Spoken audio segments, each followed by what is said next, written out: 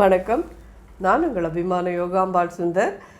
இன்றைக்கி பார்க்க போகிற டிஷ் என்னன்னு கேட்டீங்கன்னா ரொம்ப இன்ட்ரெஸ்டிங், ரொம்ப ஹெல்த்தியான ஒரு அதுதான் பார்க்க போகிறோம்.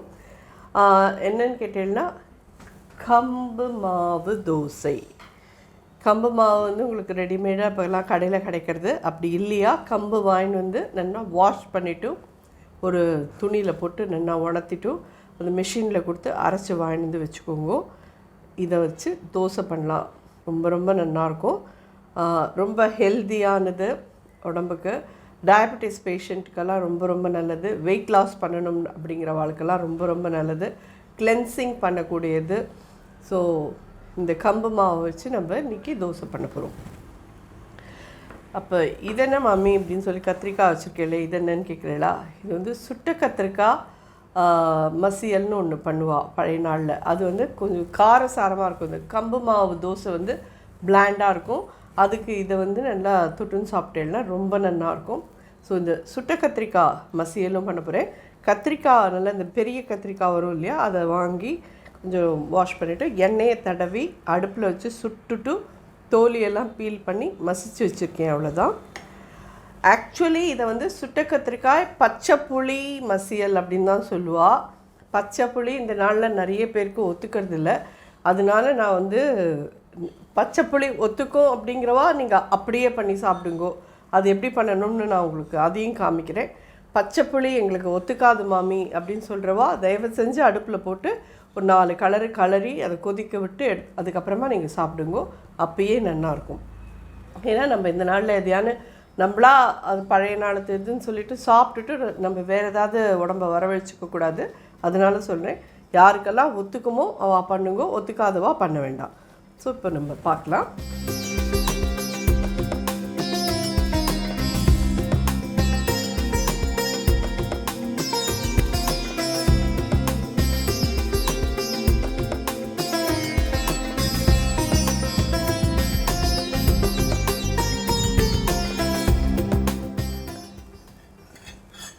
முதல்ல இந்த கம்பு மாவு தோசைக்கு வேணுங்கிறது கரைச்சி வச்சிடலாம்.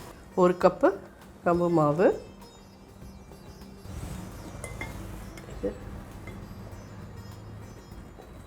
2 டேபிள் ஸ்பூன் அரிசி மாவு,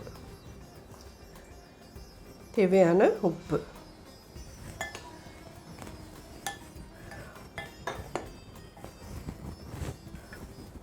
தண்ணி விட்டு கரைச்சிடலாம். நல்லா 1 கப்புக்கு 1 கப் 1.5 கப் கிட்ட தண்ணி தேவையாக இருக்கும்.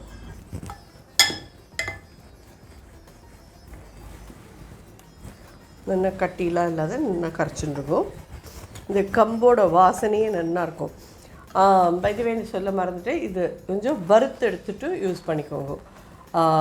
கடையிலேருந்து வாங்கிட்டு வந்த மாவாக இருந்தாலுமே ஒரு தடவை வறுத்து எடுத்து வச்சுருக்கோம்.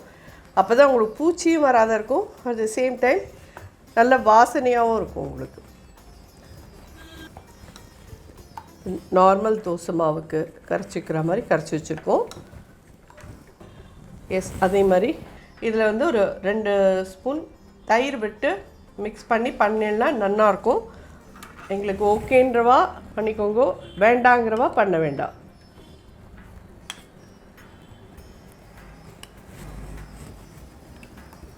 நல்லா ஊறட்டும். நம்ம இந்த சுட்ட கத்திரிக்காய் மசியல் பண்ணிவிட்டு அதுக்கப்புறம் தோசை வைக்கலாம். நல்லெண்ணெய் எடுத்துக்கோங்க. ஃபஸ்ட்டு ஒரு 2 ஸ்பூன் நல்லெண்ணெய் விட்டுருக்கேன். கடுகு, 1 ஸ்பூன் உளுத்தம்பருப்பு, 1 ஸ்பூன் கடலைப்பருப்பு,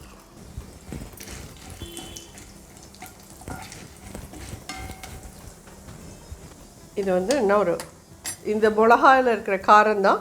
ஸோ ஒரு 10-12 மிளகா அது மாதிரி கிள்ளி வச்சுருக்கேன். அதையும் இதில் போடுறேன்.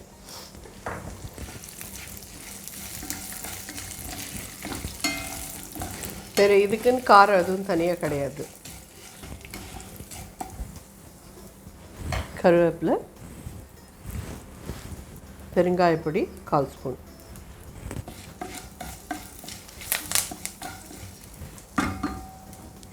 இந்த ஸ்டேஜில் இதில் இதை தூக்கி கொட்டிட்டு பச்சைப்புளி இதில் கரைச்சி விட்டு உப்பையும் போட்டு நல்லா கையால் பிசைஞ்சு எடுத்து வச்சுருவா. அதுதான் பழைய நாளத்து சுட்ட கத்திரிக்காய் பச்சைப்புளி இதும்பா. ஸோ நம்ம இன்றைக்கி கொஞ்சம் டிஃப்ரெண்ட்டாக இது கொஞ்சம் வெங்காயம் ஆட் பண்ணிக்கிறேன்.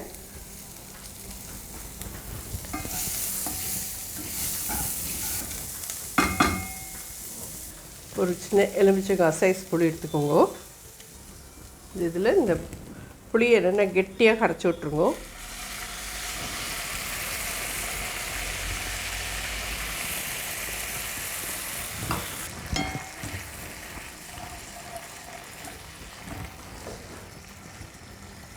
இது நல்லா கொதிச்சுட்டுருக்கட்டும். இந்த கத்திரிக்காய்க்கு தேவையான இந்த மசியலுக்கு தேவையான உப்பு இந்த கத்திரிக்காயிலே போட்டுடலாம். நல்லா அந்த மாதிரி கையால் மசிச்சுருங்கோ. இதை மிக்சியில் போட்டு மசிக்காதீங்கோ. ஏன்னா இந்த மாதிரி அந்த கத்திரிக்காயோட இது இருந்தால் தான் நல்லாயிருக்கும். விரையெல்லாம் மசிஞ்சு போயிடுத்துனா நல்லாவே இருக்காது. ஸோ இந்த மாதிரி உப்பு இதெல்லாத்தையும் போட்டு மசிச்சுருங்கோ. இந்த ஸ்டேஜில் நீங்கள் பச்சைப்புளி ஓகேனா பச்சைப்புளியும் இதில் விட்டு இப்படி நல்லா மிக்ஸ் பண்ணிவிடுங்க. பிகாஸ் இது இந்த ஸ்மோக்கிங் இதோட இந்த கத்திரிக்காய் சுட்டாலே அதுக்கு ஒரு தனி வாசனை இருக்கும் இல்லையா, அந்த வாசனையோடு இது ரொம்ப நல்லாயிருக்கும். பழைய நாள் நான் சொன்ன மாதிரி வெங்காயம் போட மாட்டா. இதில் வந்துட்டு அப்படியே ஜஸ்ட்டு பச்சைப்புளியை போட்டு இந்த எல்லாத்தையும் வருத்தம் பார்த்தீங்கன்னா அது எல்லாத்தையும் போட்டு ஒன்றா கையால் பிசைஞ்சிடுவா. ஸோ அப்போ இந்த மிளகாயோட காரம்லாம் அதில் இறங்கிக்கும். இப்போ நம்ம கொஞ்சம் எல்லாம் ஒத்துக்காததுனால இந்த மாதிரி பண்ணுறோம். இதையும் சேர்த்து ஆட் பண்ணிடலாம். ஜஸ்ட் ஒரு 5 மினிட்ஸ் கொதிச்சா போதும். 5 மினிட்ஸ் கூட ஜாஸ்தி, ஒரு 3-4 மினிட்ஸ் கொதிச்சாலே போதும். ஸோ இது கையால் சேர்த்து பிசையிறது இந்த மிளகாவில் இருக்கிற காரம்லாம் இதில் இறங்கிடும். ஸோ ஜோரான கத்திரிக்காய், சுட்ட கத்திரிக்காய் பச்சைப்புளி மசியல் அப்படின்னு தான் இதை சொல்லுவாள். நம்ம வந்து வெறும பச்சைப்புளி இல்லை இது, அதனால் சுட்ட கத்திரிக்காய் மசியல்னு சொல்லிக்கலாம். மேலே கொத்தமல்லி. இது வந்து நல்லா காரசாரமாக இருக்கும். இந்த மாதிரி பிளாண்டான தோசைக்கெலாம் தொட்டுன்னு சாப்பிட்லாம், நல்லாயிருக்கும். அடுத்தது நம்ம பார்க்கலாம். ஸோ இந்த கம்பு மாவு நல்லா ஊறிருக்கு. ஃபஸ்ட்டு ரெகுலராக நார்மலாக நம்ம பண்ணுற இந்த ரவுண்டாக வாக்குற தோசை பண்ணுறேன். அதுவே கிறிஸ்பியாக நல்லா வரும். இதை இன்னும் கொஞ்சம் நீர் காக்கிண்டு இதில் வெங்காயம், பச்சை மிளகா, ஜீரகம் எல்லாம் போட்டு நீங்கள் இந்த நம்ம ரவை தோசை எல்லாம் வாப்போம் பார்த்தீங்களா, அந்த மாதிரி கூட வாக்கலாம். இது ரொம்ப ரொம்ப நல்லாயிருக்கும்.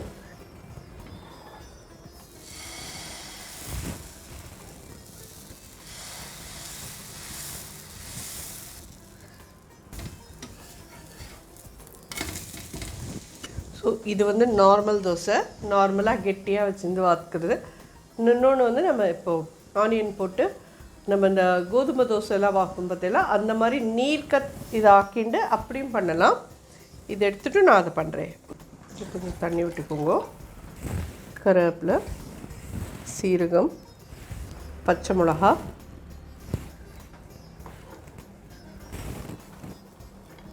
இதில் கொஞ்சம் வெங்காயம்,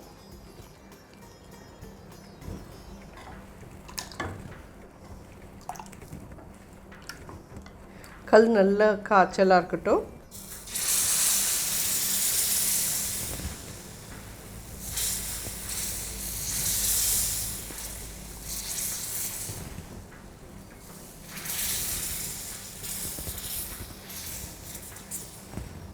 மீடியம் ஹையில் வச்சுக்கோங்க.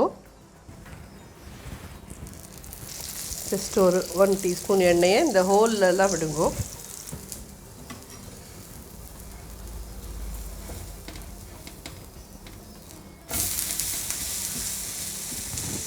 ஸோ 2 சைடும் இந்த மாதிரி நல்லா கிறிஸ்பி ஆகட்டும். இப்படி எடுத்துடலாம். இதெல்லாம் டயபிட்டிஸ் பேஷண்ட்க்கெல்லாம் இதெல்லாம் மார்னிங் டைமில் சாப்பிட்றதுக்கு ரொம்ப நல்லாயிருக்கும்.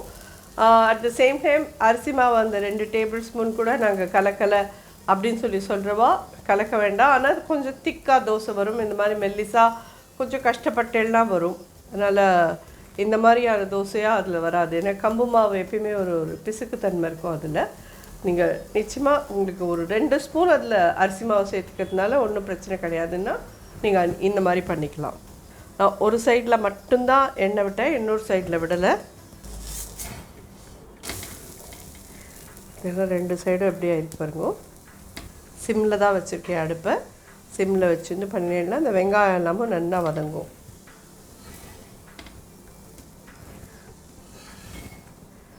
கிறிஸ்பியான கம்பு தோசை ரெடி.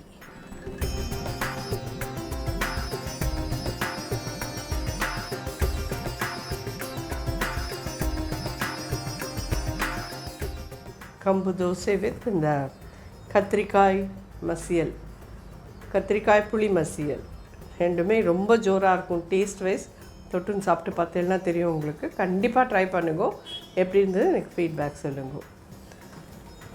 பழைய நாள் டிஷ் தான் இந்த கத்திரிக்காய் மசியல். நம்ம ஒரு சின்ன சின்ன இதில் வந்து வெங்காயம் ஆட் பண்ணியிருக்கோம். புளியை வந்து கொஞ்சம் கொதிக்க விட்டுருக்கேன், அவ்வளோதான். ட்ரை பண்ணி பார்த்துட்டு எப்படி இருந்து ஃபீட்பேக் சொல்லுங்கள். நன்றி, வணக்கம்.